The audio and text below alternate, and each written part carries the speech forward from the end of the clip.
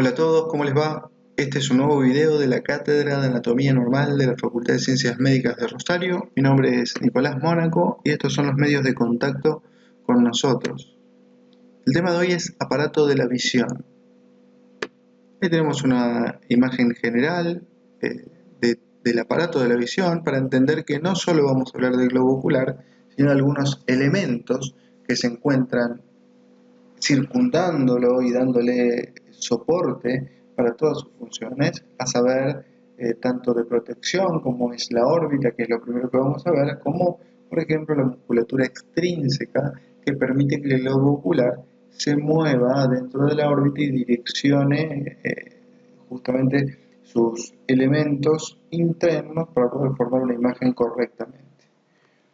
La órbita es una cavidad ósea que se encuentra a ambos lados de la línea media, dentro de lo que es la cara, y la podemos describir con forma de una pirámide cuadrangular, es decir, de 4 paredes, con 4 caras, una base y un vértice.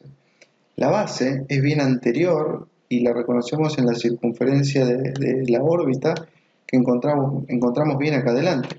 El vértice, que es posterior, se encuentra en la profundidad. Podemos describir entonces una cara superior, una cara medial, una cara inferior y una cara lateral. Entre los huesos que la constituyen vamos a encontrar en la cara superior el hueso frontal y el efenoides con su ala menor.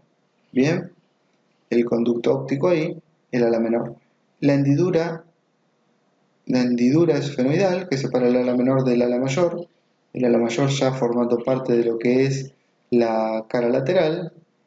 Tenemos también el hueso cigomático, formando parte de la cara lateral y la cara inferior.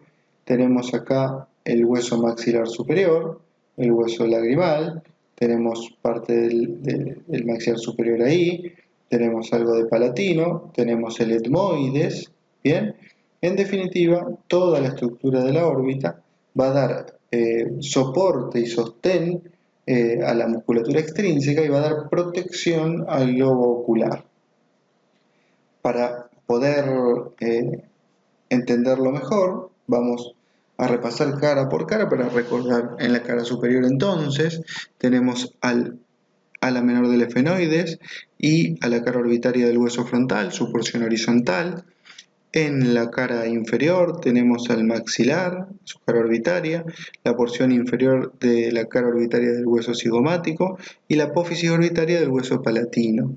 En la cara lateral, el ala mayor del efenoides, en la porción lateral del hueso frontal y la apófisis frontal del hueso cigomático. En la cara medial, para terminar, la cara lateral del esfenoides, la lámina orbitaria del etmoides, hueso lagrimal y la apófisis frontal del hueso maxilar. Esas son un poco las estructuras que vemos en la órbita. Y el globo ocular se va a encontrar contenido a ese nivel.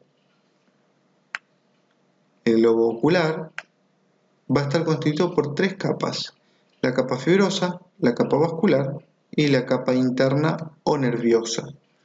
La capa fibrosa a su vez la dividimos en córnea y esclerótica, la capa vascular en iris, cuerpo ciliar, coroides. La capa interna es básicamente la retina. Ahí tienen el globo ocular. Para poder estudiarlo voy a tener que hacer un corte sagital o parasagital del globo ocular para poder verlo de esta forma, seccionado. Y vamos a empezar a marcar algunos elementos que debemos describir.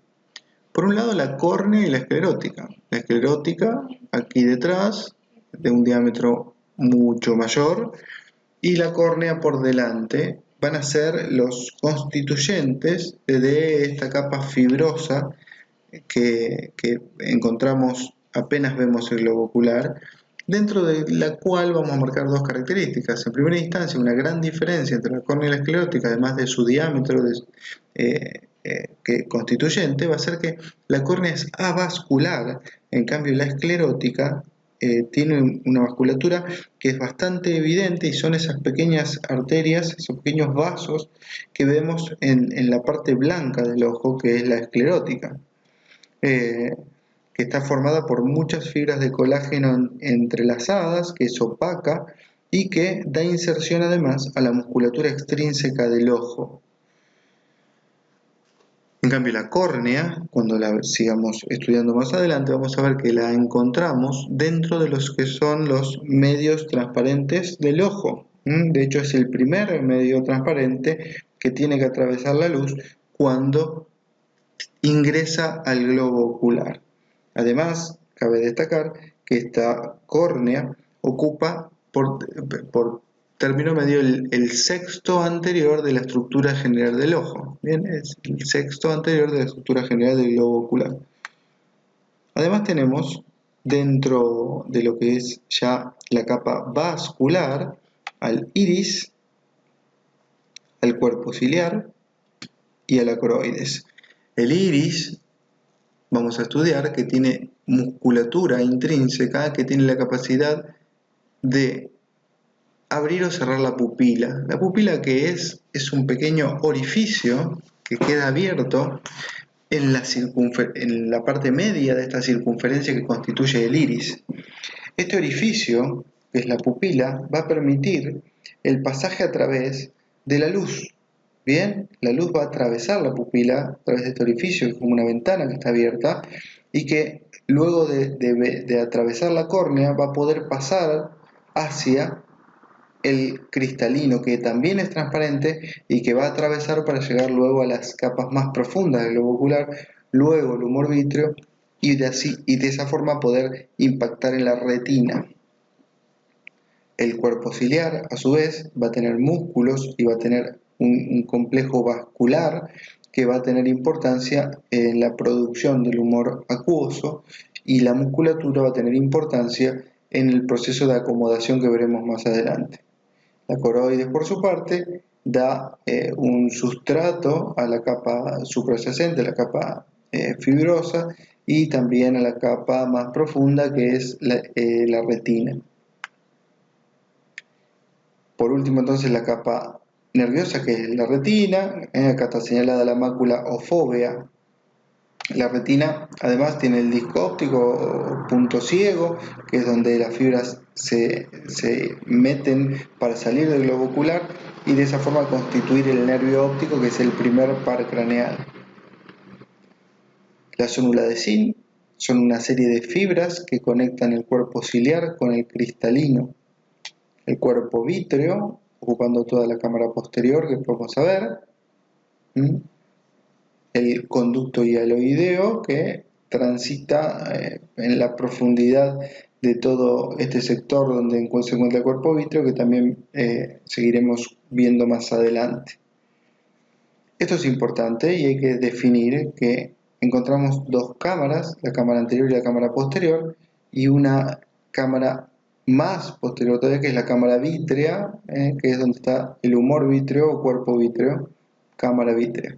Pero estas dos, la cámara anterior y la cámara posterior, son muy importantes porque la cámara anterior, que está ubicada entre la córnea y el iris, allí, se va a comunicar a través de la pupila, porque la pupila está abierta, como dijimos, es un orificio, se va a comunicar con la cámara posterior, que está entre el iris y el cuerpo ciliar, la zónula de zinc y el cristalino. Entonces, esta cámara posterior va a estar comunicada con la cámara anterior. Vamos a verlo mejor en un esquema ahora. Miren, si yo esta misma imagen que tenía la enfoco en este sector, la amplío en este sector, pero además de verla en dos dimensiones, como está acá, puedo verla en tres dimensiones, de esta manera, vamos a reconocer los mismos elementos: la córnea, la esclerótica, el cuerpo ciliar, el iris, el cristalino, la zónula de zinc. Entonces, dijimos que entre la córnea y el iris se iba a encontrar la cámara anterior. Este borde es el borde de la pupila, que es circunferencial y se completaría de esta forma. Pero en definitiva comunica hacia atrás esta cámara anterior con este sector, que está entre el iris, el cristalino, la zónula de zinc y el cuerpo ciliar. Esta entonces es la cámara posterior que se comunica a través de la pupila con la cámara anterior. El cuerpo ciliar, como ven acá, tiene, por un lado, el plexo ciliar, una mucosa rica con un plexo vascular importante, y además tiene músculos que son concéntricos, que al contraerse van a actuar sobre la zónula de Zinni y sobre el cristalino, permitiendo el proceso de acomodación. ¿Por qué? Al ser un músculo anular, o sea, como un anillo, al contraerse, ¿qué va a pasar con el diámetro de ese anillo si se contrae el músculo? El diámetro va a disminuir. El cristalino, que después vamos a ver, está contactado, adherido a esta zónula ciliar, a este cuerpo ciliar, por la zónula de Zinni, traccionado, está traccionado en toda su circunferencia por la zónula de Zinni. Entonces, cuando el músculo ciliar se contrae, disminuye el diámetro y disminuye la tensión de la zónula de Zinni. Por ende, el cristalino pierde tonicidad porque está menos traccionado. Como tiene forma, y lo vamos a ver más adelante, de lente biconvexa,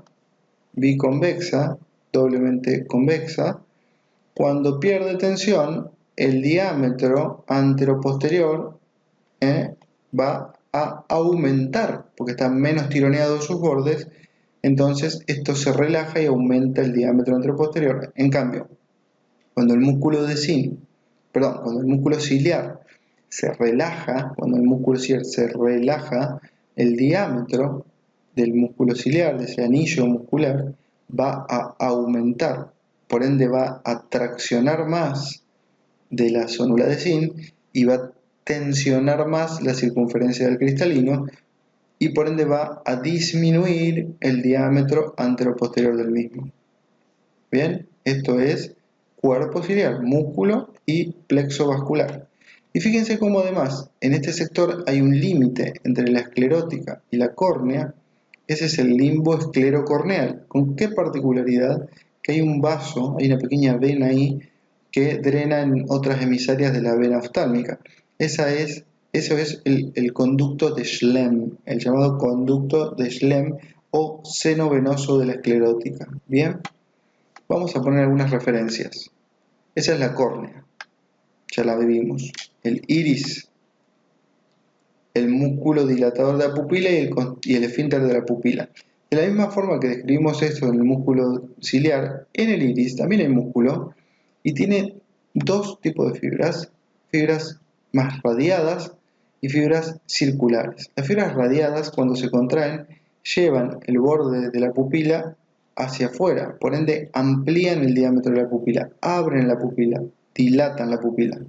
Bien, en cambio, el esfínter de la pupila son circulares las fibras, por ende cuando se contraen disminuyen el diámetro pupilar, cierran la pupila. El proceso que determina el cierre de la pupila se llama miosis y el proceso que abre el diámetro pupilar se llama midriasis. La midriasis se da cuando yo necesito meter más luz al ojo. Abro la pupila, a través del músculo dilatador, abro la pupila, dilato la pupila y permito que entre más luz al globo ocular. En cambio, si quiero que haya menos luz dentro del globo ocular, cierro la pupila por miosis, disminuyendo el diámetro pupilar por el esfínter de la pupila. Esto, ¿cuándo se utiliza? Bueno, cuando hay mucha luz en el ambiente, tiende a cerrarse la pupila para regular el ingreso de luz. En cambio, cuando hay poca luz, se hace midriasis para poder meter más cantidad del globo ocular.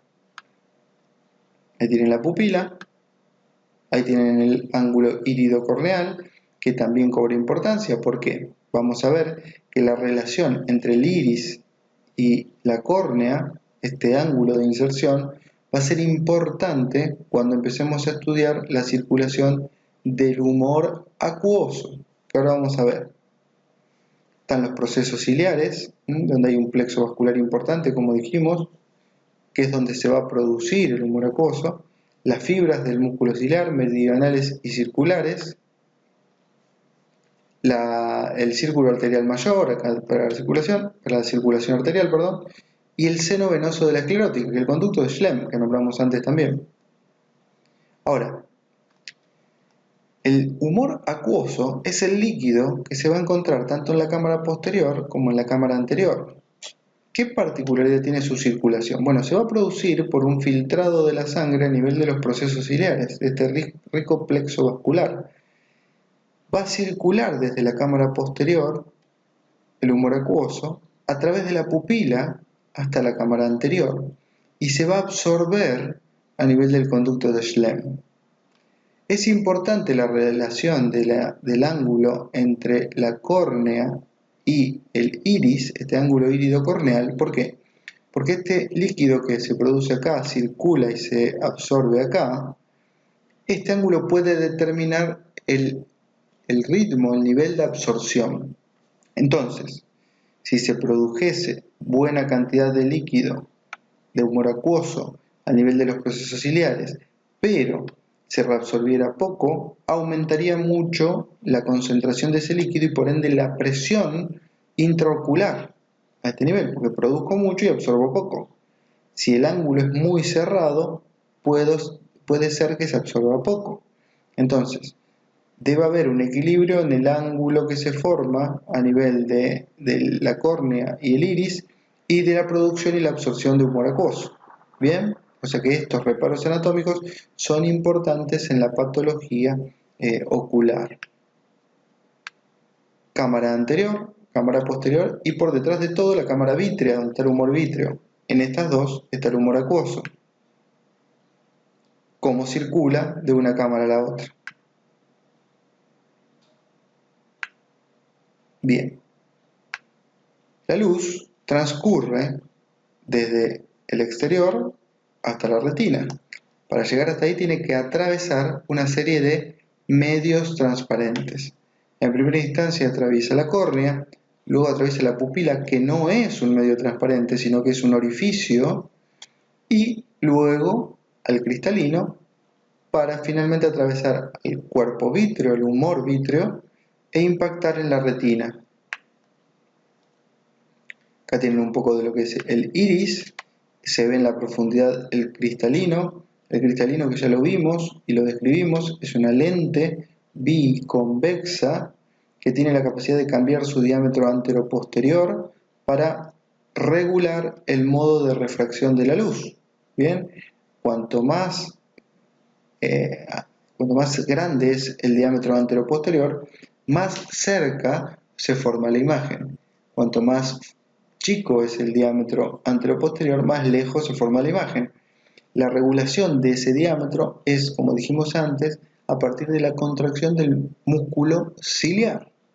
Ese proceso de regulación del diámetro antero-posterior por contracción del músculo ciliar y tensión de las zónulas de Zinc es lo que se conoce como acomodación. ¿Cuáles son los medios transparentes del ojo? Bueno, como dijimos, la córnea, el humor acuoso, el cristalino y el humor vítreo. Son todos los que venimos nombrando. ¿Qué musculatura tiene el globo ocular? Bueno, vamos a hablar de una musculatura extrínseca y una musculatura intrínseca. La musculatura extrínseca está representada por esos músculos que dijimos se insertan en la esclerótica. Son el recto superior, el recto inferior, el recto interno, el recto externo, el oblicuo mayor, el menor y el elevador del párpado superior, que si bien no es un músculo que esté directamente relacionado con el globo ocular, evidentemente de no funcionar adecuadamente, el párpado no se elevaría y la visión estaría afectada. Por eso que hablamos de aparato de la visión y no netamente de globo ocular. La musculatura extrínseca está representada por el músculo ciliar y los músculos del iris que ya estuvimos describiendo en la estructura interna del ojo. La musculatura extrínseca del globo ocular, ahí la vamos a ver, va a estar constituida entonces por músculos, los músculos rectos, superior, medial, inferior y lateral, el músculo oblicuo mayor y el músculo oblicuo menor. El músculo recto superior se va a insertar hacia atrás en el anillo tendinoso de Zinc, que después vamos a ver qué es. Al igual que el recto inferior, que también se va a insertar en el anillo tendinoso, el recto lateral, y vamos a ir viéndolo después con algunas imágenes un poco más claro. El recto superior tiene por función elevar y rotar medialmente al polo superior del ojo. El recto inferior desciende la mirada y rota lateralmente el polo superior del ojo. El recto medial abduce el polo de la córnea, es decir, el recto medial lleva hacia la línea media el globo ocular, la mirada, lleva hacia la línea media la mirada.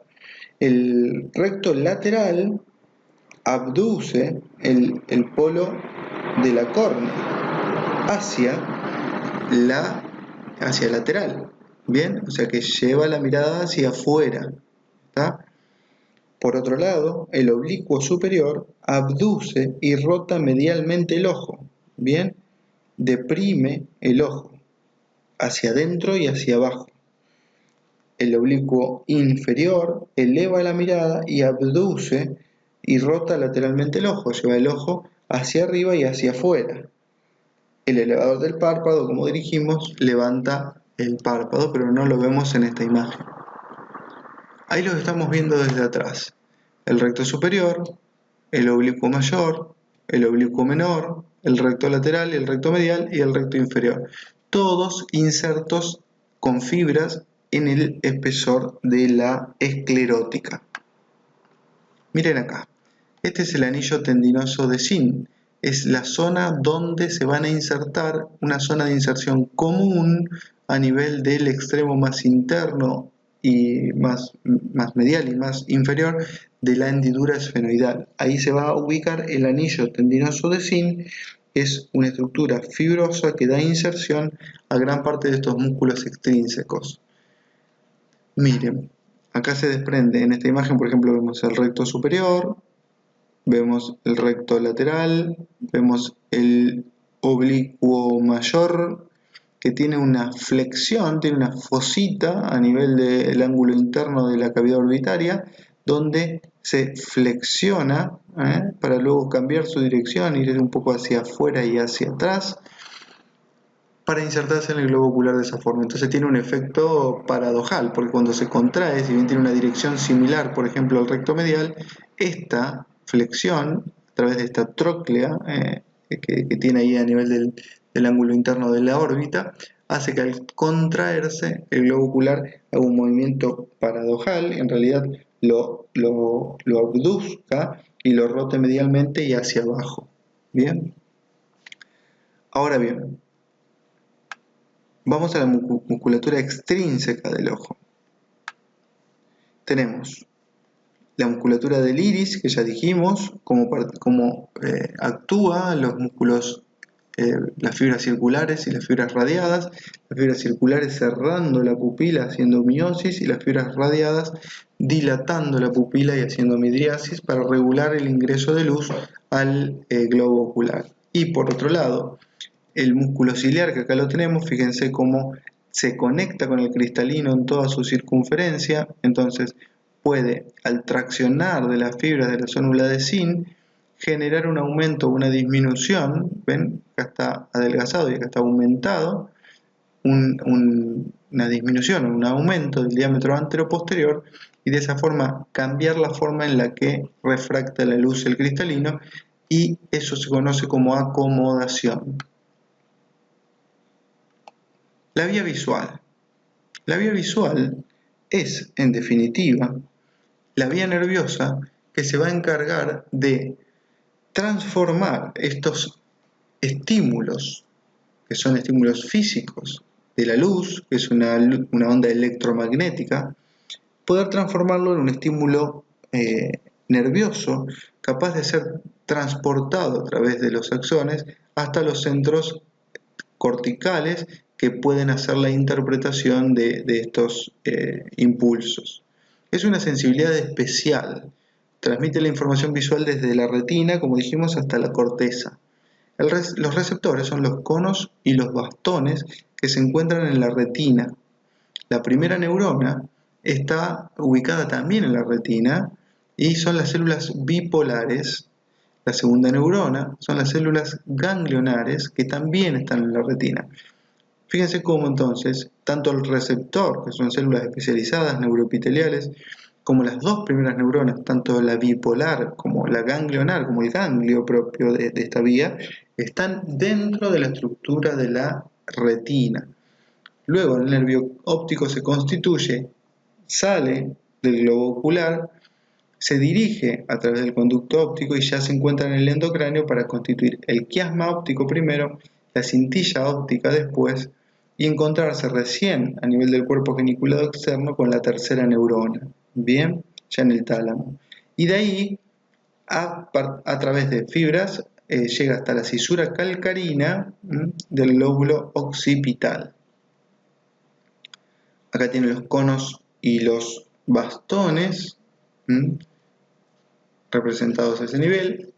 La retina, en un corte histológico, que lo podrán estudiar bien en histología, pero que en definitiva tiene 10 capas, que comienza con un epitelio pigmentario, después hay una capa de fotorreceptores, después hay una capa nuclear, una capa plexiforme, donde está la primer sinapsis. Bueno, podemos describirlas a todas.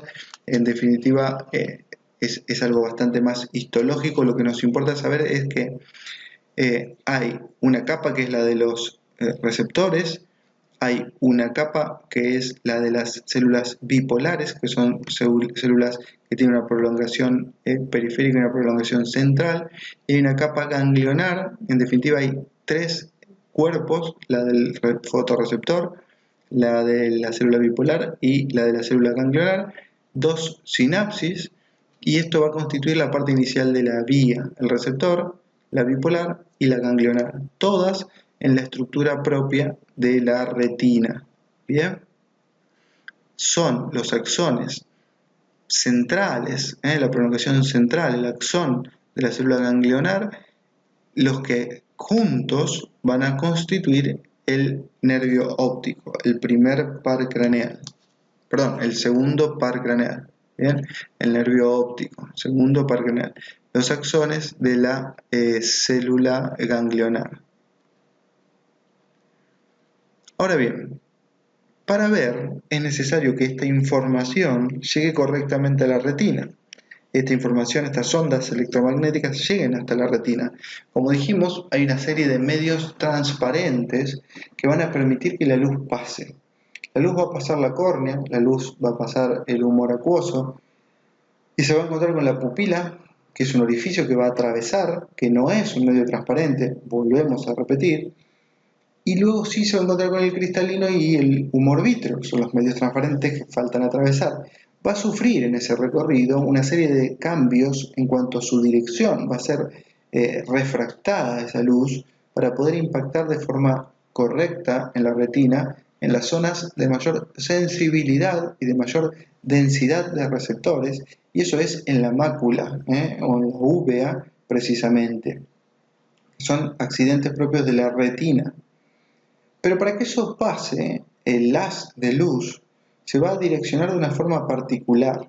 ¿Cómo va a ser? Bueno, para eso tengo que entender un concepto clave y para eso tomo el globo ocular de este esquema, para entender la vía visual, tomo el globo ocular, lo amplío, trazo una línea imaginaria que pase por delante del cristalino y voy a dividir el espacio, eso que veo ahí, que es el campo visual, lo voy a dividir en definitiva en 2 sectores, por una línea que atraviese de esa manera y lo divide en 2 sectores. También voy a agarrar la retina y la voy a dividir por la misma línea también en 2 sectores.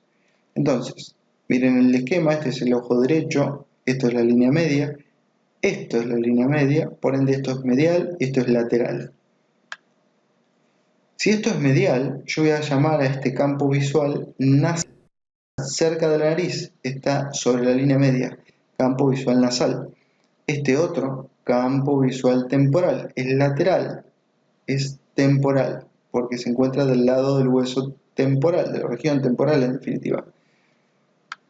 De la misma forma, la retina, yo voy a tener una retina que es temporal y una retina que es nasal, todo a través de esta línea imaginaria que divide en dos todo este campo visual y que lo traslado hacia atrás hacia la retina. Entonces, en definitiva, un campo visual temporal, una retina temporal, un campo visual nasal, una retina nasal. Pero el haz de luz transcurre de forma lineal, es lineal el tránsito de este haz. Por ende, el haz de luz que va a tener que impactar sobre la retina, como la retina tiene una forma parabólica, no va el haz de luz a trasladarse de forma recta y va a impactar en toda la retina nasal directamente el mismo haz que viene del campo nasal. No, lo más común es que el haz de luz, bien digo, cruce y atraviese por esta disposición de la retina así en forma esferoidea, parabólica, el haz atraviesa y va desde el campo temporal hasta la retina nasal. Entonces, la información visual, los haces de luz que se constituyen en el campo visual temporal, se impactan sobre la retina nasal. Por otro lado, las imágenes, los haces constituidos en el campo visual nasal, impactan sobre la retina temporal. Cruzan de un lado al otro. ¿Se ve? Son lineales. Entonces lo de la retina, lo del campo nasal va a la retina temporal, lo del campo temporal va a la retina nasal. Todas las fibras que se incluyen en la retina, todos esos axones de esas células ganglionares, salen a través del agujero del punto ciego y forman el primer par craneal, que es el segundo par craneal, que es el nervio óptico. Segundo par craneal. Y acá lo tenemos, a esta otra parte. Esto es el quiasma óptico. El quiasma óptico, fíjense que va a tener, la retina temporal tiene sus fibras y la retina nasal tiene sus fibras. La retina temporal tiene sus fibras y la retina nasal tiene las suyas. Pero miren qué particularidad. A nivel del quiasma óptico, las fibras de la retina temporal siguen por el mismo lado. Son homolaterales en todo su recorrido.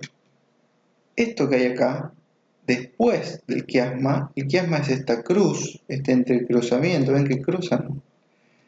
Después tengo a la cintilla óptica. Entonces tengo nervio óptico, ya lo vi acá, quiasma óptico, cintilla óptica. En el nervio óptico tengo fibras de la retina temporal y de la retina nasal. ¿Bien? Pero homolateral, o sea, todo esto viene del mismo ojo. En cambio, en el quiasma, ¿qué pasa?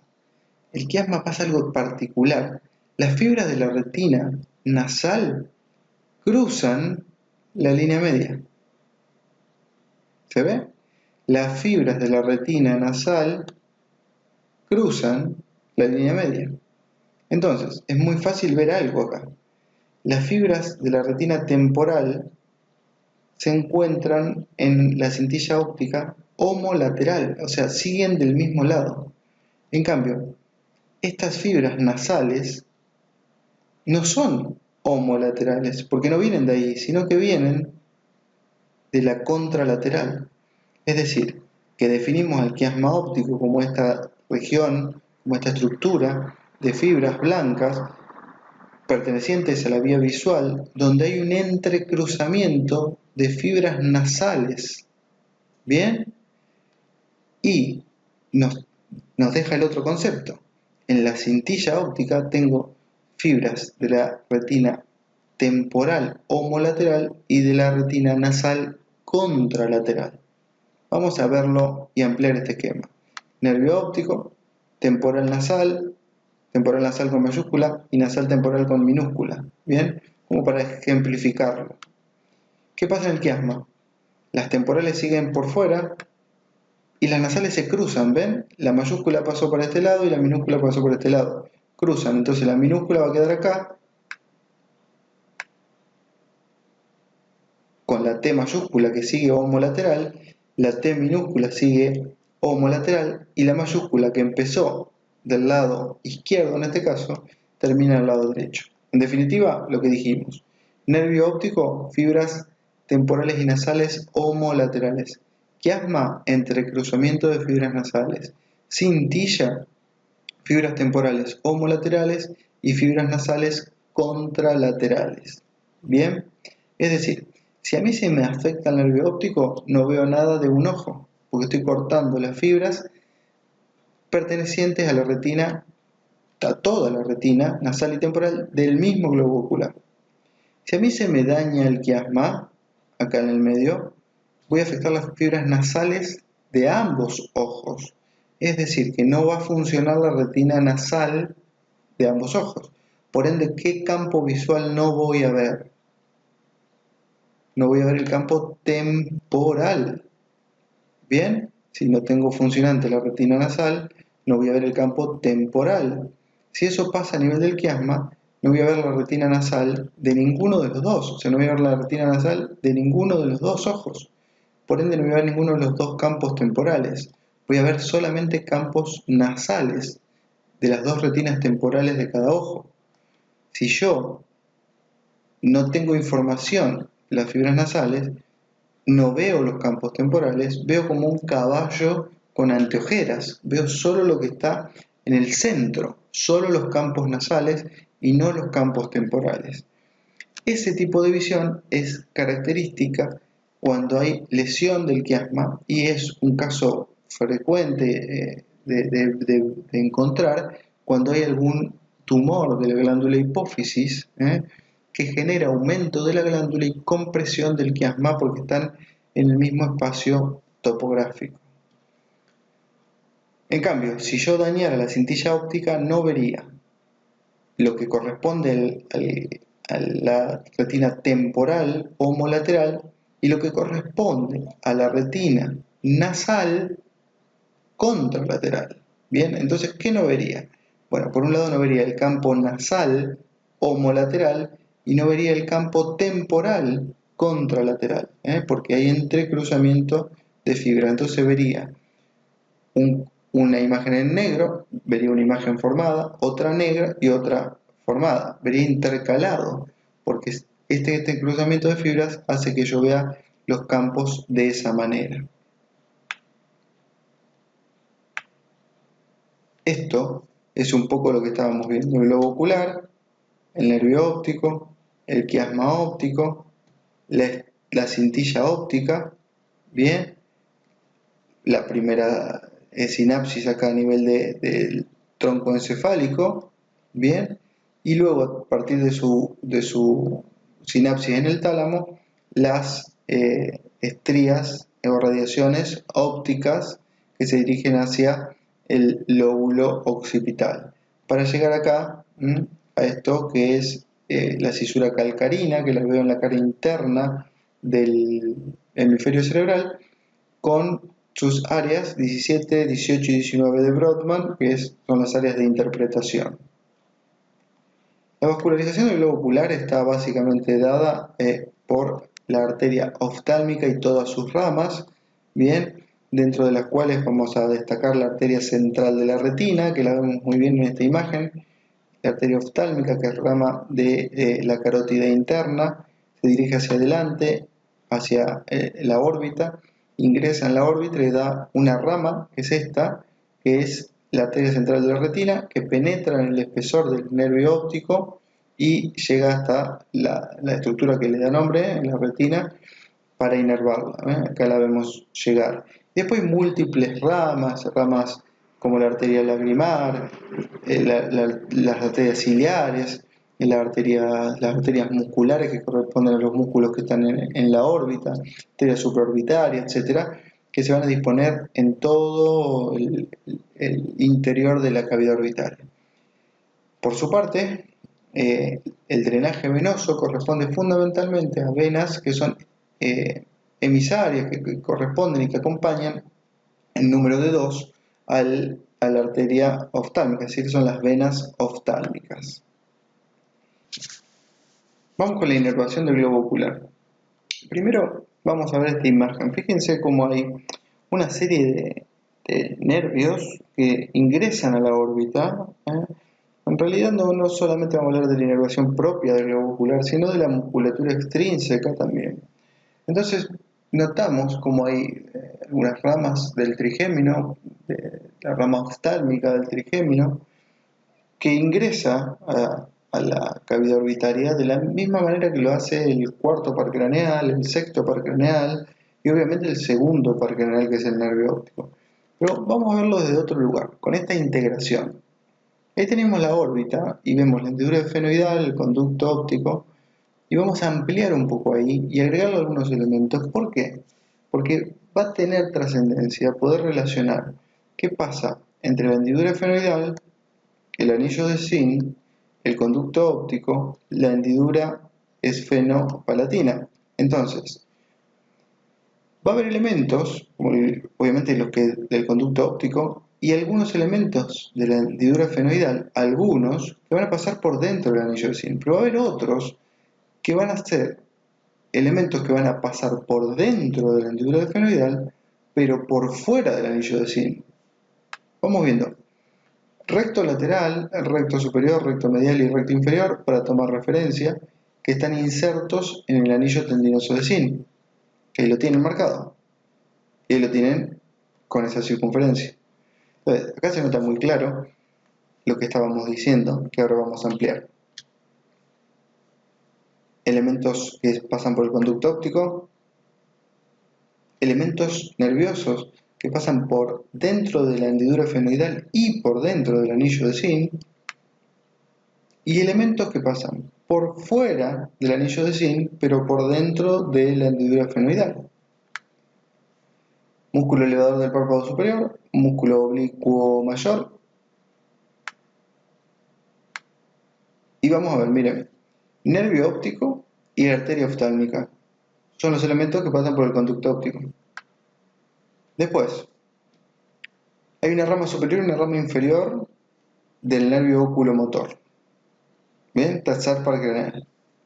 Nervio abducens, el cuarto par craneal.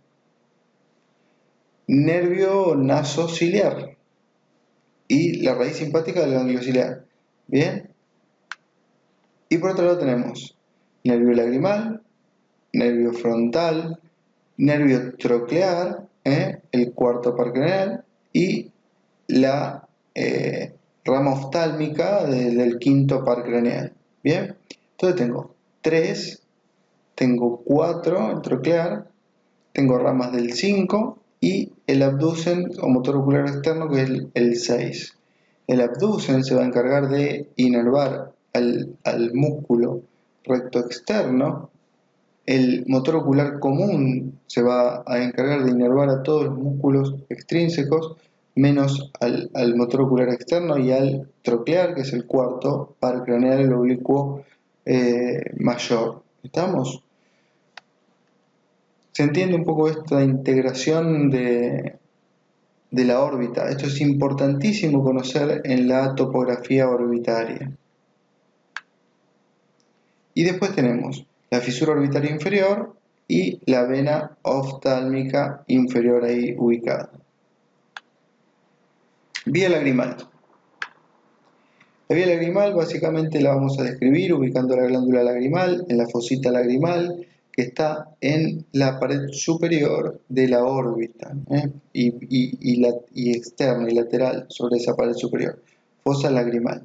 Y después tenemos un conducto que es el conducto lacrimomuconasal, ¿bien? O conducto nasolagrimal, que tiene un saco en su segmento más superior, y que se va a abrir a nivel del meato nasal inferior. Transita, lo van a estudiar cuando ven fosas nasales, pero transita este conducto, para abrirse en la nariz, en la fosa nasal, más precisamente en el meato nasal inferior. Bien, ahí se abre. ¿Por qué? Bueno, esto sucede de modo que cuando se produce la secreción lagrimal, se vuelca sobre la superficie anterior del globo ocular, el párpado superior la barre con cada uno de sus movimientos y drena sobre el extremo interno del globo ocular, donde hay unos pequeños conductos que captan esa secreción, la vuelcan sobre el conducto nasolagrimal, que va a caer luego hacia la fosa nasal a nivel del meato medio, o sea, se drena hacia la fosa nasal. De ahí a la rinofaringe y de ahí al aparato digestivo. Bien, ese es el circuito de la secreción lagrimal. Fondo de ojo, bueno, es un estudio de baja complejidad que se realiza inclusive en la guardia, no solamente el especialista, sino que se puede hacer en la guardia, con un dispositivo muy simple que emite un haz de luz a través de la pupila y permite ver la retina, ¿bien? Donde se ve, ahora acá se ve muy bien como con el instrumento se puede alumbrar a través de la pupila y ver la retina, ¿bien? Acá se ve muy bien el oftalmoscopio. Miren, este es un esquema de lo que se ve en un fondo de ojo.